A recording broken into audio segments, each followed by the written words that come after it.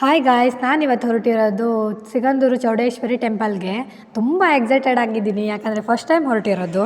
ಈ ಟೆಂಪಲ್ಗೆ ಹೋಗಬೇಕಂದ್ರೆ ಲಾಂಚ್ ಮೂಲಕನೇ ಹೋಗಬೇಕಾಗ್ತದೆ. ಈ ಬ್ರಿಡ್ಜೆಲ್ಲ ಜಸ್ಟ್ ಆಗ್ತಾ ಉಂಟು ಅಷ್ಟೇ, ಮುಂದೊಂದು ದಿನ ಆಗ್ಬೋದು. ನಾವಿವಾಗ ಲಾಂಚ್ ಹತ್ರ ಬಂದ್ವಿ, ಲಾಂಚ್ ಮೇಲೆ ಹೋಗ್ತಾ ಇದ್ದೀವಿ. ಇಲ್ಲಿ ನೋಡಿ, ಸಿಕ್ಕಾಪಟ್ಟೆ ರಶ್ ಉಂಟು.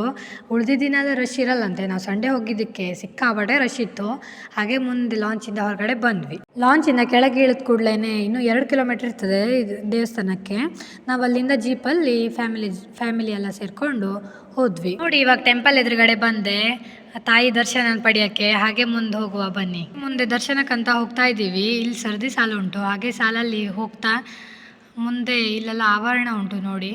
ಆಮೇಲೆ ಮುಂದೆ ಈಗ ದರ್ಶನಕ್ಕಂತ ಒಳಗಡೆ ಹೋದ್ವಿ. ಇದು ಗರ್ಭಗುಡಿ. ಇಲ್ಲಿಂದ ದರ್ಶನ ಎಲ್ಲ ಮುಗಿಸ್ಕೊಂಡು ಮುಂದೆ ಹೊರಗಡೆ ಬಂದ್ವಿ.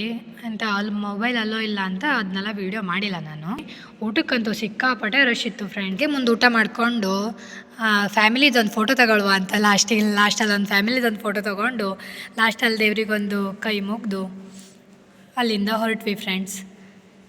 ಓಕೆ, ನೆಕ್ಸ್ಟ್ ವೀಡಿಯೋದಲ್ಲಿ ಸಿಗುವ ಆಯಿತಾ? Bye friends.